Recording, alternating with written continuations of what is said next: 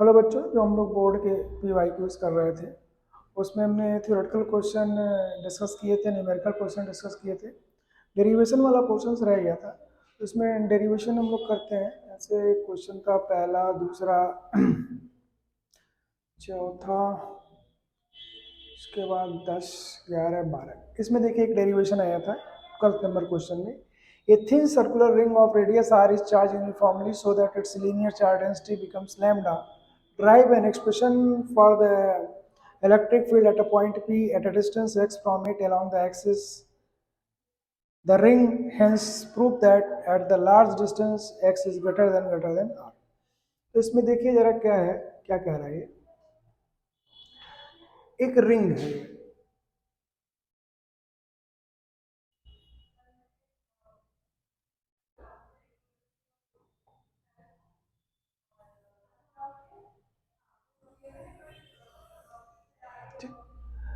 इस रिंग से x distance पर ये कोई पॉइंट P है और इसका रेडियस क्या दिया हुआ है, r। ये इसका सेंटर है, ये P पॉइंट। तो इस P पॉइंट पे हमें इस रिंग के कारण इलेक्ट्रिक फील्ड निकालना है। तो ऐसे अगर देखा जाए तो 3 डायमेंशनल फिगर है ना। तो 3 डायमेंशनल फिगर में आप कैसे समझाओगे? जैसे मान लीजिए ये सर्कुलर रिंग हम दिखा देते हैं आपको। This is the circular ring. तो ये इस तरह का सिचुएशन है।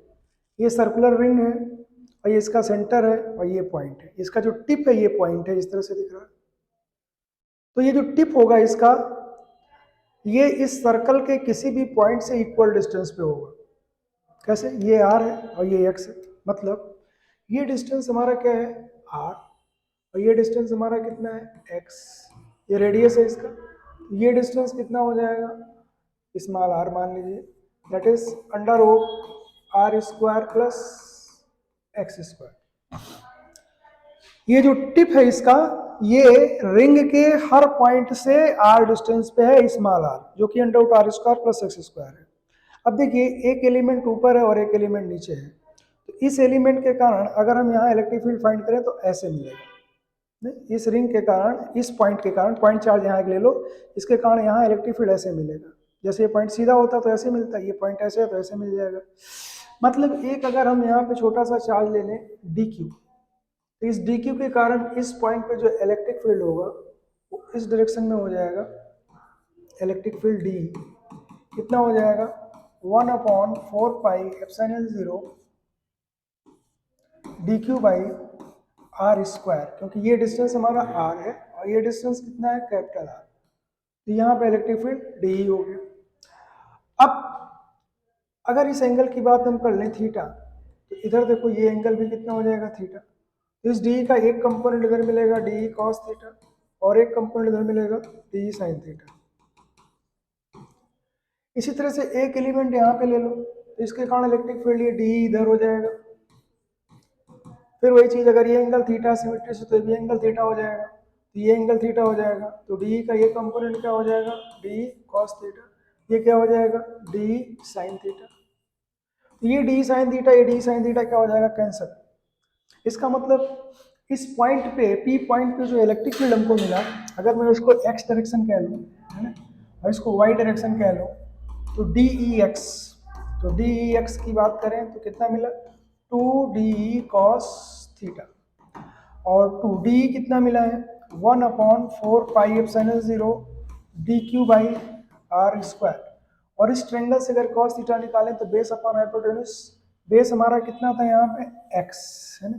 हाइपोटेन्यूज की बात करें तो स्मॉल r, तो cos theta is equal to हो जाएगा x बाई r।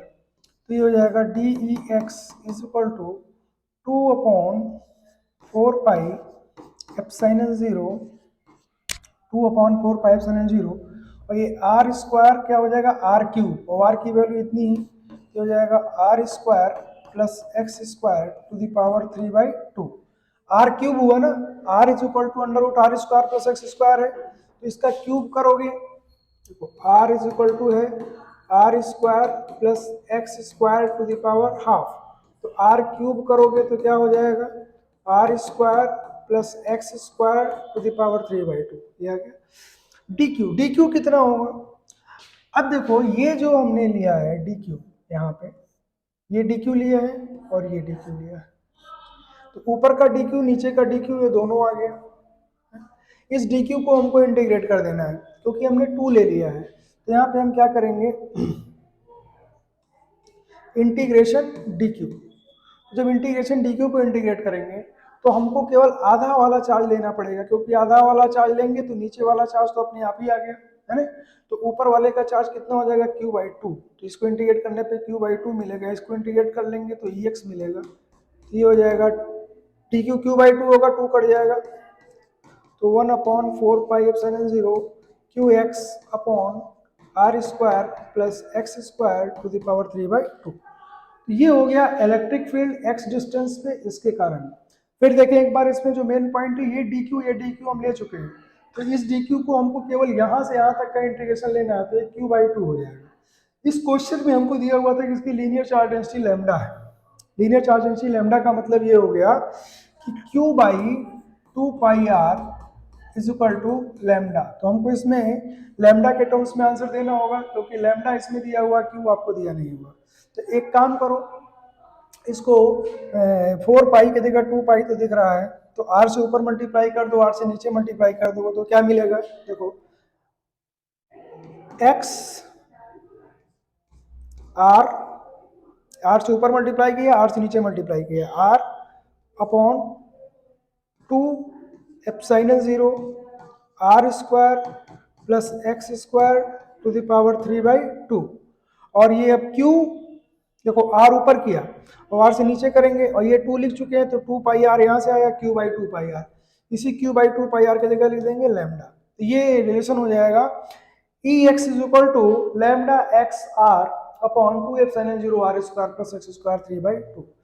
अब इस पे अगर चार्ज पॉजिटिव होगा, है ना, अगर इस पे चार्ज पॉजिटिव होगा तो ये जो इलेक्ट्रिक फील्ड होगा इसका डायरेक्शन इधर हो जाएगा, और अगर नेगेटिव होगा तो इधर हो जाएगा। मतलब ध्यान रखना कि अगर रिंग पे पॉजिटिव चार्ज होगा तो electric field away from the centre होगा, और रिंग पे नेगेटिव चार्ज होगा तो टुवर्ड्स द सेंटर होगा। तो ये इसका डेरिवेशन था है ना, इसके लिए, ठीक है। यहाँ पे आर रेडियस लिया गया है।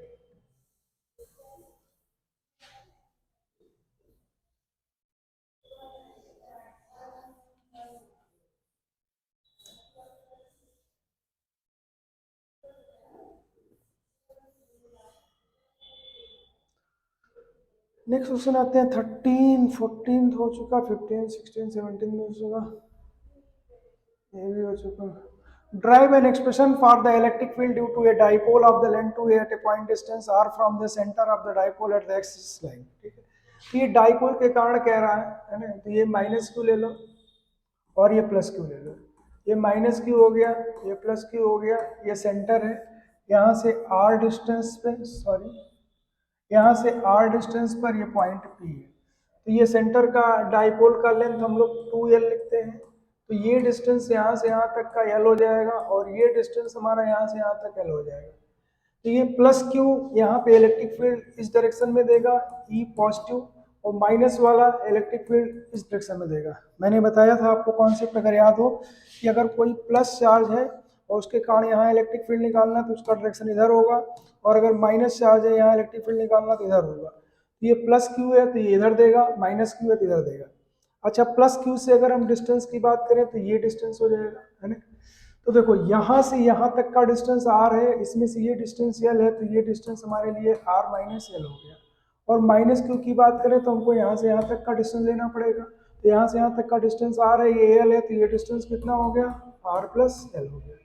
इसका मतलब P पॉइंट पे नेट इलेक्ट्रिक फील्ड देखो EP, ये हो जाएगा E plus minus E minus, क्यों भाई, E प्लस ज्यादा होगा, E माइनस कम होगा, क्यों, क्योंकि प्लस वाले चार्ज के पास में पॉइंट है, माइनस वाले के दूर है, तो E प्लस ज्यादा होगा, E माइनस कम होगा। दोनों अपोजिट डायरेक्शन में है, तो नेट इलेक्ट्रिक फील्ड निकालने के लिए हम क्या करेंगे, E plus plus E minus कर देंगे। E प्लस की वैल्यू क्या हो जाएगी, 1/4πε0 Q upon r minus l का whole square minus 1/4πε0 Q upon r plus l का होल स्क्वायर। तो यहाँ से अगर मुझे P पॉइंट पे नेट इलेक्ट्रिक फील्ड निकालना है EP, तो ये हो जाएगा Q अपॉन 4πε0, कॉमन ले लीजिए, 1/4 आर माइनस एल का होल स्क्वायर माइनस 1/r+l का होल स्क्वायर।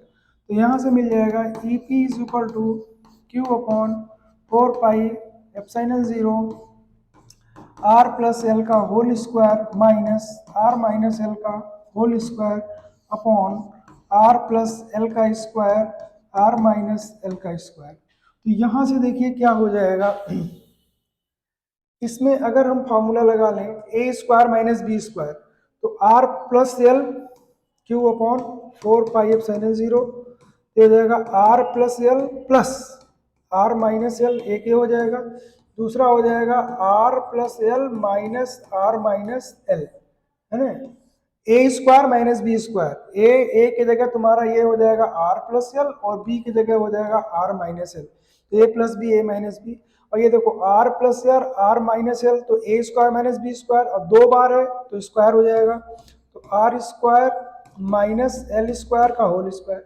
यहाँ से ये एल कट जाएगा, यहाँ से तुम्हारा r कट जाएगा, r+l माइनस r+l, तो ये r कट जाएगा, है ना। तो यहाँ से कुल मिला के तुम्हें मिला क्या, E P is equal to Q/4πε0, ये एल कट गया, 2r बचा है यहाँ पे, सॉरी ये एल कटा है, ये 2r बचा है, यहाँ 2l बचा है, ये q इंटू 2l, तो q इंटू 2l मैंने एक साथ लिख लिया, ये वाला जो 2l बच रहा था, और यहाँ r कितना हो गया 2r upon r square minus l square का होल स्क्वायर।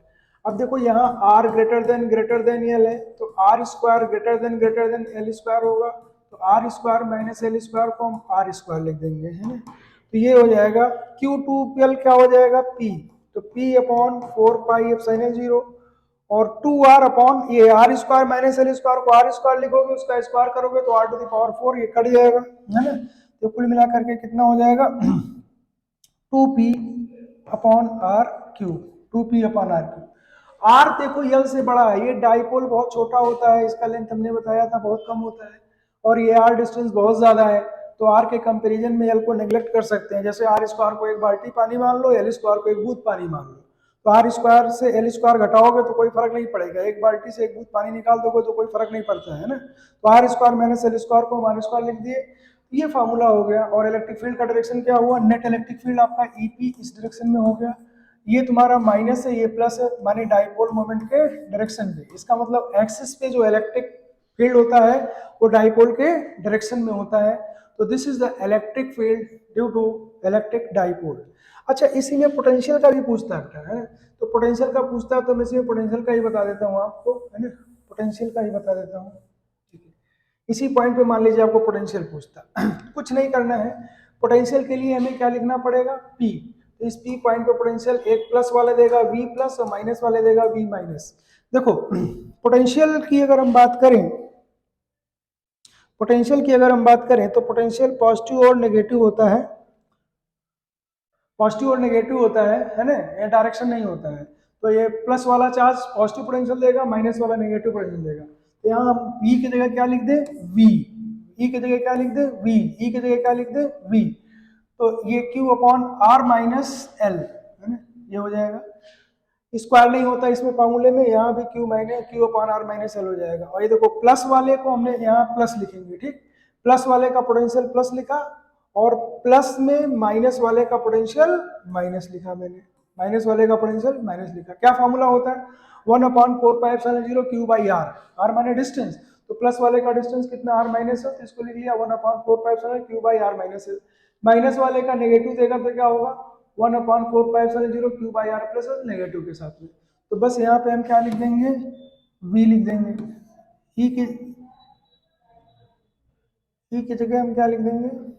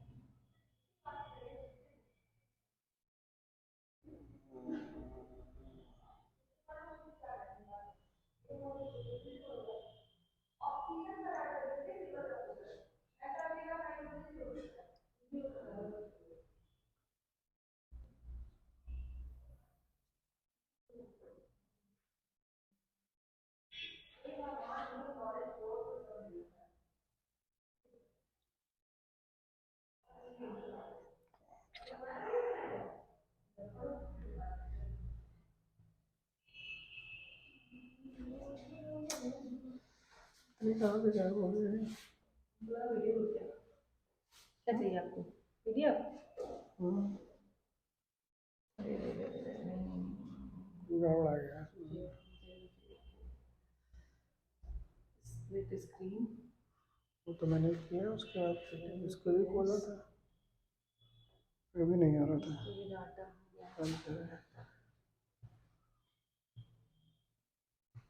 वो भी था आपका।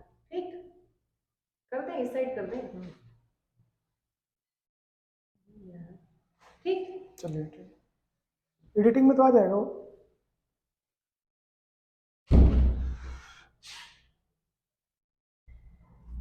तो इसमें हमें क्या करना है, बस ये देखो 1/4πε0 Q by R minus L, plus वाला प्लस देगा, माइनस वाला माइनस देगा।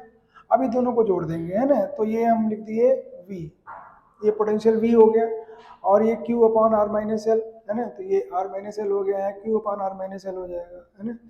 तो यहाँ पे लिखेंगे r plus l, r minus l, ये स्क्वायर गायब हो जाएगा बस, है ना, ये स्क्वायर गायब हो जाएगा हमारा। तो यहाँ पे जो हम सॉल्व कर लेंगे, तो यहाँ पे देखिए क्या आ जाएगा, सीधा सीधा हमारा आ जाएगा, इस स्टेप को मिटा देते हैं, यहाँ तक कोई दिक्कत नहीं है।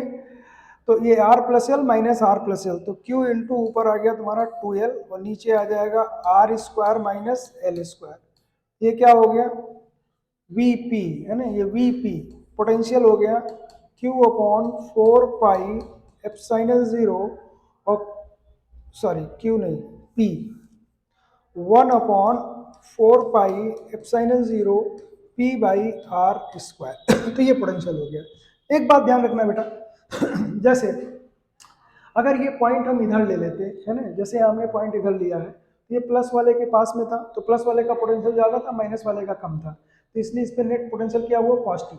लेकिन अगर यही पॉइंट में इधर लेफ्ट में ले लेता, पीछे ले लेता इधर, तो नेगेटिव वाले के पास में होता, तो नेगेटिव वाले का पोटेंशियल ज़्यादा होता, पॉजिटिव वाले का कम होता, तो नेट पोटेंशियल क्या जाता है, नेगेटिव। वैल्यू वही आती, बस नेगेटिव आती, इस बात का ध्यान रखिएगा। तो एक्स डाइपोल के एक्सिस पे अगर पॉइंट पॉजिटिव वाले की तरफ होगा तो पोटेंशियल पॉजिटिव आएगा, और अगर नेगेटिव वाले साइड की होगा तो पोटेंशियल क्या होगा, नेगेटिव होगा। बस इस बात का हमें खाली ध्यान रखना है, वैल्यू बाकी वैल्यू सेम आती है, that is 1/4πε0 p by are square. ये पोटेंशियल भी हो गया आपके एक्सिस पे, इसका डेरिवेशन हो गया।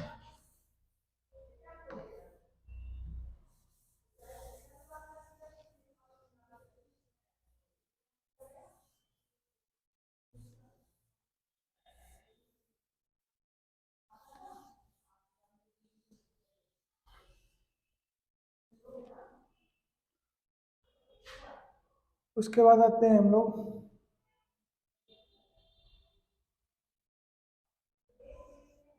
an active diamond consists of distance expression for the electric field due to dipole at a distance x from the center of the dipole on its axial line in terms of the dipole moment p। ये तो वही सवाल हो गया। Right an expression for the write the expression for the torque acting on the dipole of dipole moment placed in the electric field। तो कह रहा है कि टॉर्क का बताओ। तो मान लो ये इलेक्ट्रिक फील्ड है और इसके अंदर एक डाइपोल इस तरह से रखा हुआ है, ये माइनस क्यू है और ये प्लस क्यू है, और ये एंगल थीटा है, इसको मान लीजिए ए, इसको मान लीजिए बी, है ना। तो ये ए बी लेंथ हो जाएगा 12। अब यहाँ पे क्या होगा बेटा, प्लस क्यू पे जो फोर्स लगता है इलेक्ट्रिक फील्ड के डायरेक्शन में, तो इस पे क्यू ही फोर्स इधर लग जाएगा। माइनस क्यू पे जो फोर्स लगता है इलेक्ट्रिक फील्ड के अपोजिट हो जाएगा, तो इस डायरेक्शन में लग जाएगा। तो ये एक ही बॉडी पे, एक ही डाइपोल पे ये दो फोर्स लग रहे हैं, दोनों अपोजिट डायरेक्शन में है, दोनों इक्वल है, तो कपल फॉर्म करेंगे। तो कपल का मतलब होता है फोर्स इनटू आर्म लेंथ, है ना। तो ये देखो, ये इस लाइन पे लग रहा है, ये इस लाइन पे लग रहा है। आर्म लेंथ का मतलब होता है इन दोनों के बीच का डिस्टेंस। तो अगर इसको मैं सी कह लूँ, तो अगर ये एंगल थीटा है तो ये एंगल थीटा हो जाएगा। ये ए बी की वैल्यू कितनी होती है, 2l। तो अगर इस ट्रायंगल में हम देखें तो sine theta is equal to perpendicular upon base, perpendicular upon hypotenuse, sorry, तो परपेंडिकुलर हो जाएगा ए सी, और ये क्या हो जाएगा, ए बी। तो अगर मैं यहाँ से ए सी निकालूँ तो हो जाएगा ए बी साइन थीटा, इसका मतलब ए बी कितना है, 2l साइन थीटा। तो टॉर्क यहाँ पे होगा क्या, क्यू ई फोर्स हो गया इंटू आर्म लेंथ कितना हो गया, 2l sine theta. Q into 2l क्या हो जाएगा, P साइन थीटा। या इसी को अगर हम वेक्टर फॉर्म में लिखना चाहें, इसी को अगर हम वेक्टर फॉर्म में लिखना चाहें, टा वेक्टर, ये हो जाएगा P vector cross E vector, P vector cross E vector. This is the expression for the torque acting on the electric dipole. फिर से सुन लीजिए कि एक इलेक्ट्रिक डाइपोल इस डायरेक्शन में दी हुई है E, हमने एक डाइपोल यहाँ पे रख दिया इस तरह से, इस पे माइनस क्यू चार्ज, इस पे प्लस क्यू चार्ज है, तो ये जो इस पे प्लस क्यू चार्ज होगा उस पे फोर्स इलेक्ट्रिक फील्ड के डायरेक्शन में लगता है क्यू ई, जिस पे माइनस होता है उस पे इलेक्ट्रिक फील्ड के अपोजिट लगता है क्यू ई। तो ये दोनों फोर्स पैरेलल हैं और इक्वल एंड अपोजिट है, ठीक है। लेकिन क्या है, इनके बीच में लेंथ है, इसका लाइन ऑफ एक्शन ये है, इसका लाइन ऑफ एक्शन ये है। तो जब किसी ऑब्जेक्ट पे दो सेम फोर्स लगते हैं तो कपल बनाते हैं ना, तो यहाँ पे क्यू इधर लग रहा है, ये क्यू इधर लगा तो कपल बनाएगा। इस डिस्टेंस की अगर हम बात करें तो ये डिस्टेंस हमारा कितना आ रहा था, 2l sin थीटा। यहाँ से देखो इस ट्रायंगल से A B C sine theta is equal to perpendicular upon hypotenuse, तो यहाँ से AC हो गया। और टॉर्क क्या होता है, फोर्स इनटू आर्म लेंथ, ये हमारा हो गया आर्म लेंथ, ये क्या हो गया आर्म लेंथ। और ये हमारा क्या लग रहा था, फोर्स, ये हमारा क्या लग रहा था, फोर्स। कोई दोनों फोर्स बराबर है, इसमें से कोई भी एक ले सकते हो। तो Q into 2l sin theta, तो Q इंटू 2l P होता तो P sin थीटा, ये टॉर्क हो गया, torque is equal to P cross E। तो this is the expression for the torque acting on the electric dipole. This is the expression for the torque acting on the electric dipole. Next आते हैं, derive the expression for the torque acting on electric dipole when it is held in a uniform electric field. Identify the orientation of the dipole in the electric field in which it attains stable equilibrium. Stable equilibrium. If dipole were kept in a uniform external electric field, represent equilibrium, reduce the expression for the torque acting on the dipole, experience uniform electric field. देखो equilibrium की बात अगर करता है तो equilibrium की बात करने के लिए तो सबसे पहले हमको चाहिए होता है कि पोटेंशियल एनर्जी निकालने, है ना। तो पहले तो हमको उसको पोटेंशियल एनर्जी का एक्सप्रेशन निकालना पड़ेगा, है ना, पोटेंशियल एनर्जी का एक्सप्रेशन निकालना पड़ेगा। तो पोटेंशियल एनर्जी का एक्सप्रेशन निकाल करके तभी उसको कर पाएंगे, है ना। वैसे इस अभी फिलहाल के लिए बता रहा हूँ क्योंकि चूंकि बात अभी यहाँ पे आई नहीं है।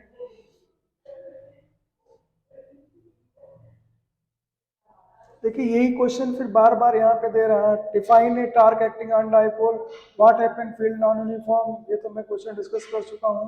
Anti parallel, parallel, if the net electric field flux obtain the expression for the torque at the electric deduce, this two small identical shown in the figure, find the dipole moment that occurs upon, find the resultant electric field and electric field dipole perpendicular, obtain the expression for it, find equatorial line torque acting on the dipole। ठीक है, चलिए ये सब question में इसमें दो derivation और कराता हूँ, सारा काम आपका खत्म हो जाएगा। पहला डेरिवेशन ये है, देखिए ऐसे मान लीजिए कि एक इलेक्ट्रिक फील्ड दिया हुआ है, ठीक, और कोई डाइपोल इस तरह से है, इसमें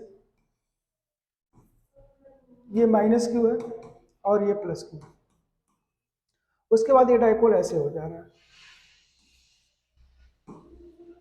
ये माइनस क्यू है और ये प्लस क्यू। मान लीजिए पहले एंगल θ1 बताना था, अब ये एंगल θ2 बना रहा है। तो किसी समय ये मिड में रहा होगा, है ना, जिस समय ये मिड में रहा होगा उस समय ये एंगल इस तरह से, मान लीजिए जिस समय मिड में रहा होगा इन दोनों के इस तरह से, इन दोनों के मिड में रहा होगा ऐसे, ये माइनस क्यू और ये प्लस क्यू। देखो ये पहले था, है ना, स्टार्टिंग इनिशियल, ये इसकी इनिशियल पोजीशन थी और ये हमने फाइनल मान लिया, या ये इनिशियल ये फाइनल कोई फर्क नहीं पड़ता उससे, है ना, ये इनिशियल मान लिया, ये फाइनल मान लिया। इनिशियल में एंगल कितना बना रहा था θ1, फाइनल में कितना बना रहा है ये θ2। ये कोई बीच का है जिस समय एंगल थीटा बना रहा है। तो अभी मैंने आपको दिखाया था जब ये थीटा एंगल बना रहा है तो इस पोजीशन में इस पे टॉर्क लग रहा होगा PE sin theta, PE sin theta अभी दिखाया था, क्योंकि अभी इलेक्ट्रिक फील्ड से कितना एंगल बना रहा थीटा। वर्क डन की वैल्यू होती है force into F dot S, displacement. Differential form में लिखते हैं dW is equal to F dot D S. अगर मैं डिफरेंशियल फॉर्म की बात करता हूँ dW, और एक फॉर्मूला और होता है W is equal to tau dot theta. देखो बेटा जब वर्क की बात करें, फोर्स और डिस्प्लेसमेंट की बात करें तो एफ डॉट एस होता है ना, ये ट्रांसलेशनल मोशन की बात है। अगर रोटेशनल मोशन की बात करते हैं तो वर्क होता है टाउ डॉट थीटा। ये एस एंगुलर, थीटा क्या एंगुलर डिस्प्लेसमेंट, एस क्या होता है लीनियर डिस्प्लेसमेंट, एफ क्या है फोर्स है, बट टाउ क्या है मोमेंट ऑफ फोर्स है ना, ये टार्क है। तो इसको डिफरेंशियल फॉर्म में लिखें तो dW is equal to tau into theta. ये तब लगता है जब फोर्स कांस्टेंट हो, जब फोर्स वेरिएबल हो तो ये लगाओगे, ये तब लगेगा जब टॉर्क कांस्टेंट हो, ये तब लगाओ जब टॉर्क वेरिएबल हो। यहाँ पे टॉर्क वेरिएबल है, क्यों वेरिएबल है? क्योंकि ये डाइपोल देखो यहाँ से ऐसे रोटेट करता गया तो ये थीटा बदलता गया, थीटा बदल जाएगा तो टॉर्क बदल जाएगा, क्योंकि torque is equal to P sine theta है। तो यहाँ पे टॉर्क वेरिएबल है, तो मान लो हमने इसको डी थीटा रोटेट कर दिया है ना, इसको और डी थीटा इस तरह से रोटेट कर दिया, इसको हमने ये डी थीटा रोटेट कर दिया, ये वाला एंगल डी थीटा जो दिख रहा है ये डी थीटा है, देखो ध्यान से, यहां से यहाँ डी थीटा रोटेट कर दिया, तो जो टार्क यहाँ रहेगा वही टार्क यहाँ रहेगा, इसमें हम कांस्टेंट मान सकते हैं। तो t is equal to tau into D theta, तो ये हो जाएगा p sine theta into D theta.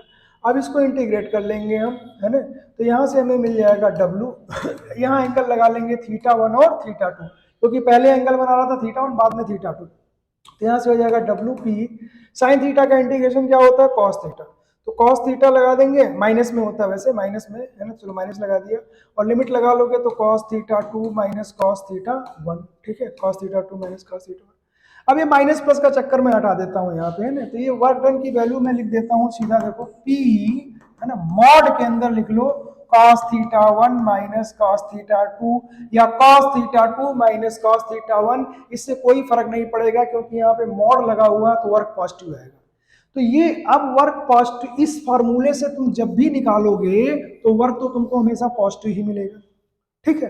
अब तुमको कैसे पता चलेगा कि आंसर तुम्हारा सही है या गलत है? तो एक बात तुमको बता दें कि जैसे मान लो टार्क लग रहा क्लॉकवाइज, ठीक, टार्क लग रहा क्लॉकवाइज और ये घूम भी रहा क्लॉकवाइज, ये घूम भी रहा क्लॉकवाइज, इसका मतलब क्या हो जाएगा कि इलेक्ट्रिक फील्ड का वर्क पॉजिटिव होगा, एक्सटर्नल एजेंट का वर्क नेगेटिव होगा। ध्यान से सुन लो मैंने क्या बोला, इंपॉर्टेंट पॉइंट, अगर टार्क लग रहा है ऐसे क्लॉकवाइज या ये घूम भी रहा क्लॉकवाइज, या टार्क लग रहा है एंटी क्लॉकवाइज, ये घूम भी रहा है एंटी क्लॉकवाइज, मतलब जिधर टार्क लग रहा है वैसे ही घूम रहा है, तो इलेक्ट्रिक फील्ड का वर्क पॉजिटिव होगा, एक्सटर्नल का वर्क क्या होगा, नेगेटिव।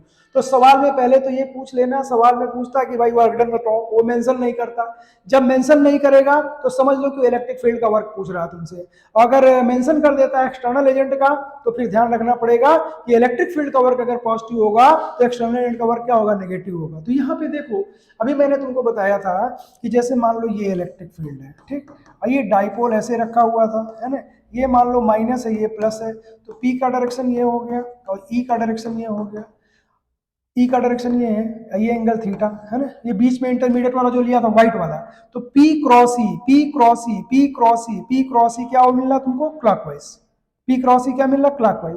तो अगर ये क्लॉकवाइज रोटेट करेगा, माने फाइनल से, जैसे मान लो हम फाइनल इनिशियल हम बोलते ही नहीं है, हम इसको फाइनल इनिशियल बोलते ही नहीं है, हम इसको मान लेते हैं पोजीशन 1 पोजीशन 2, ध्यान देना, पोजीशन 1 पोजीशन 2।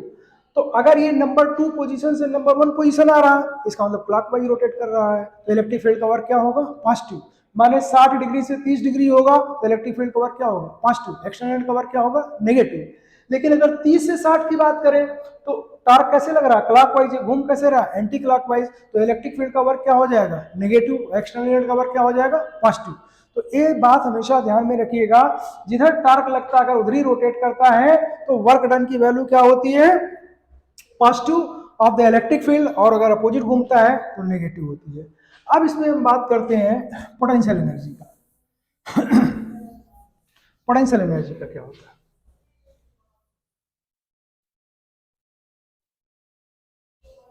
पोटेंशियल एनर्जी क्या होता है, देखिए अगर मान लीजिए इलेक्ट्रिक फील्ड ऐसे है और कोई डाइपोल ऐसे है, ऐसे है, ये माइनस क्यू है और ये क्या है, प्लस क्यू है, ऐसे है, ठीक। अब ये आ गया ऐसे, अब ये हो गया ऐसे, ये माइनस क्यू, ये प्लस क्यू, तो ये एंगल थीटा 1, ये एंगल थीटा 2, इस थीटा 2 को मान लीजिए थीटा, और इस थीटा 1 को क्या हुआ 90, तो वर्क डन की वैल्यू क्या हो गई, PE mod cos theta 1, cos theta 1 cos 90 minus cos theta, तो कॉस 90 क्या हो गया 0, तो W इज इक्वल टू क्या हो गया, पीई कॉस ऑफ थीटा, चूंकि मॉड लगा हुआ।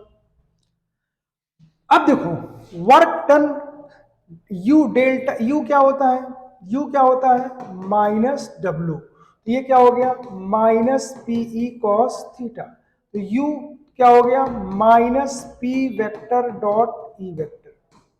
यू जो होता है पोटेंशियल एनर्जी वो माइनस डब्ल्यू के बराबर होती है।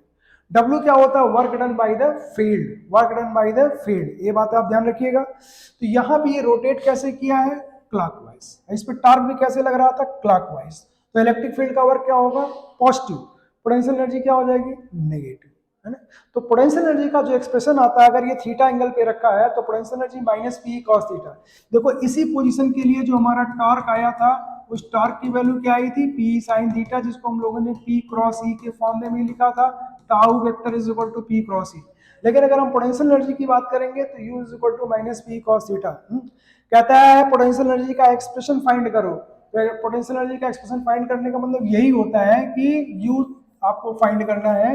तो इसी में W is equal to P mod cos theta 1 minus cos theta 2 में ये डायग्राम बना करके ऐसा आप लिख दीजिए कि थीटा 1 90 रखा, मैंने थीटा 2 थीटा रख दिया, तो डाइपोल और इलेक्ट्रिक फील्ड के बीच का एंगल थीटा हो गया, तो इसके according potential energy minus P dot E हो गई। तो ये था एक्सप्रेशन पोटेंशियल एनर्जी का। अब पोटेंशियल एनर्जी जब हमको मिल गया तो इसमें एक कंडीशन पूछता है इक्विलिब्रियम और स्टेबल और अनस्टेबल। इक्विलिब्रियम के बारे में मैं बता चुका हूँ। इक्विलिब्रियम क्या होता है? इक्विलिब्रियम का मतलब नेट फोर्स जीरो होता है। किसी भी चार्ज पे, किसी भी सिस्टम में नेट चार्ज पे फोर्स जीरो हो तो इक्विलिब्रियम में होता है। अब पोटेंशियल एनर्जी की बात करते हैं। जैसे मान लीजिए इलेक्ट्रिक फील्ड हमारा ऐसे है, ठीक है।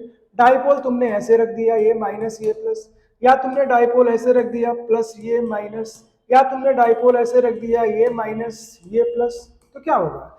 यहाँ पे डाइपोल मोमेंट P इधर हो गया और ये इधर हो गया, दोनों के बीच का एंगल कितना हो गया? 0 डिग्री। तो U की वैल्यू कितनी हो गई? माइनस पी कॉस 0 1 हो जाएगा, है ना। और अगर यहाँ की बात करो तो माइनस से प्लस माने P वेक्टर का डायरेक्शन ये हो गया, E वेक्टर का डायरेक्शन ये हो गया, थीटा की वैल्यू 180 डिग्री हो गई।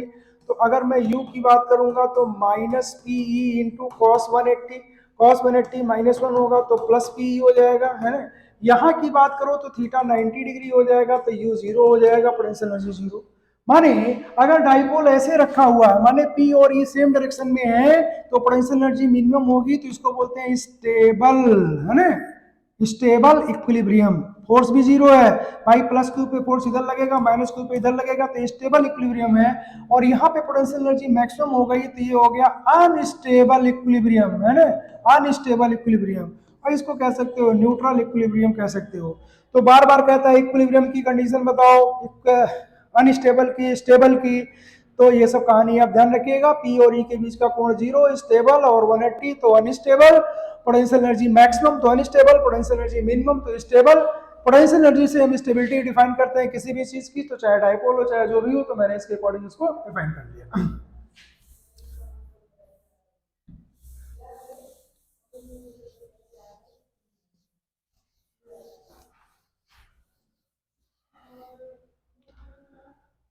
उसके बाद drive the expression for electric field at a point on the x equatorial position. ये जरा देख लो, ये माइनस क्यू है, ये प्लस क्यू है, ये माइनस क्यू है, ये प्लस क्यू है।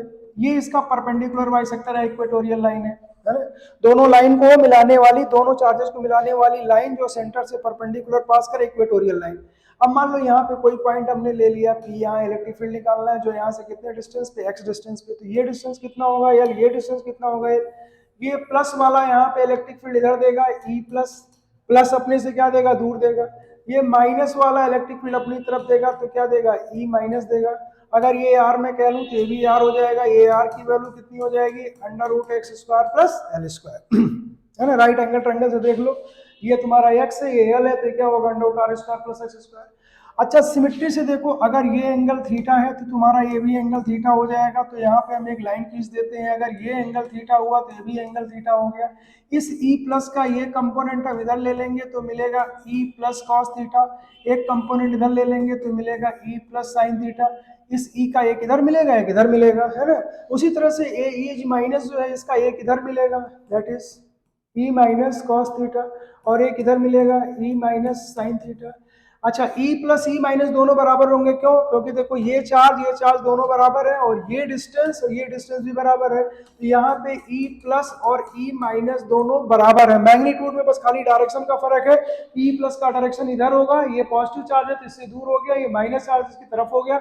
E प्लस ई माइनस बराबर हो गए। मानिए इस पॉइंट पे जो नेट इलेक्ट्रिक फील्ड की बात करें तो EP हमको मिलेगा ई प्लस ई माइनस बराबर ही है तो इसको हमने ई लिख दिया, ई प्लस ई माइनस बराबर क्या हो गया ई, तो ये हो गया 2e cos theta, e plus cos theta e minus cos theta, माने e cos थीटा ये भी हुआ e cos थीटा ये हुआ, दोनों को जोड़ दो तो 2e cos थीटा, तो हो जाएगा 2 e क्या हो जाएगा 1/4 pi epsilon 0 q by are square, छोटा r का स्क्वायर माने x square plus l square into cos theta, cos theta क्या हो जाएगा देखो base upon hypotenuse, base l है और ये है l upon under root X square plus L square, है ना, ये हो गया, तो ये देखो ऊपर क्या हो गया 2ql, तो हो गया 1/4 पाई एप्सिलॉन 0 p, ऊपर क्या हो गया 2ql, ये हो गया X square plus L square to the power 3/2, X square plus L square to the power 3/2, कैसे भाई, ये अंडर रूट है ये 1 है तो ये 1 पावर है, हाफ पावर 1 प्लस 1/2 3/2, और X square plus L square, फिर वही बात,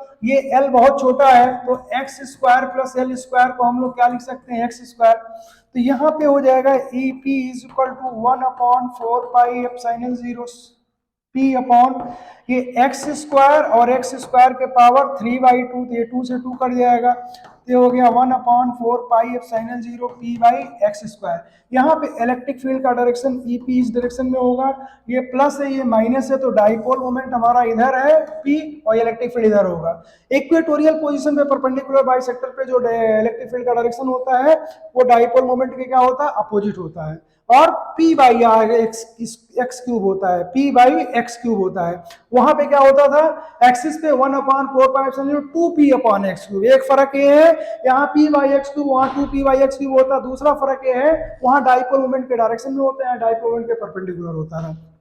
पोटेंशियल की बात देखने लगे आप, अगर पोटेंशियल की बात करें तो ये वाला यहाँ पे V प्लस देगा, ये वाला यहाँ पे V माइनस देगा, और बेटा ये माइनस क्यू प्लस क्यू दोनों बराबर है, ये डिस्टेंस भी बराबर है, तो जितना प्लस होगा उतना माइनस होगा, इसका मतलब Vp का मतलब क्या हो जाएगा जीरो, जितना प्लस उतना माइनस दोनों जोड़ दोगे तो कितना हो जाएगा जीरो, माने इक्वेटोरियल लाइन पे कहीं पर भी पॉइंट ले लो वहां पे पोटेंशियल क्या होता है जीरो, तो जो उसका इक्वेटोरियल लाइन होता है उसको हम इसीलिए इक्विपोटेंशियल सरफेस भी बोलते हैं, क्या बोलते हैं equipotential surface, V plus V minus is equal to zero, तो P पॉइंट यहाँ ले लो यहाँ ले लो यहाँ ले लो यहाँ ले लो कहीं भी ले लो पोटेंशियल जीरो हो जाएगा, ऐसे यही ले लो है ना, तो ये माइनस जितना नेगेटिव देगा ये प्लस उतना पॉजिटिव देगा, पोटेंशियल की वैल्यू क्या हो जाएगी, इस लाइन पे कहीं पर भी पॉइंट ले लो ये इक्विपोटेंशियल सरफेस होता है, इक्वेटोरियल लाइन होता है ना, ये था आपका इलेक्ट्रिक डाइपोल का expression for all the conditions.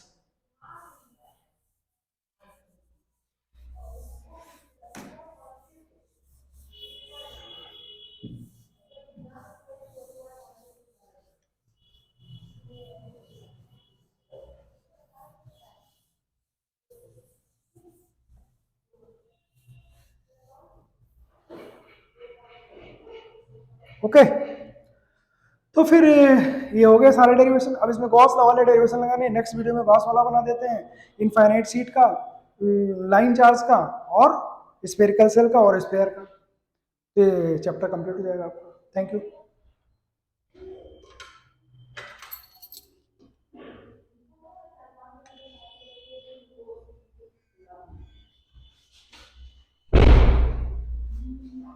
Over.